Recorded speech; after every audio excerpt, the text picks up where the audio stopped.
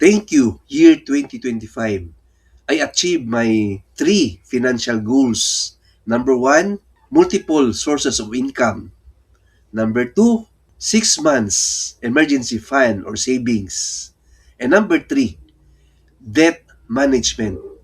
Yes, friends, may utang tayo konti, may car loan tayo, and co-op loan. Pero yung co-op loan natin, i-invest natin sa business natin. Alright, so meron tayong multiple sources of income. Thank God. Number 1, full-time job. Number 2, part-time teaching. Number 3, YouTube channel. Number 4, commercial space business. Number 5, chess club. Number 6, tables and chairs rental. Number 7, study hub. And number 8, business coaching. So, hope na ma-forward natin ito sa year 2026. God bless everyone. Happy New Year! 2 thumbs up.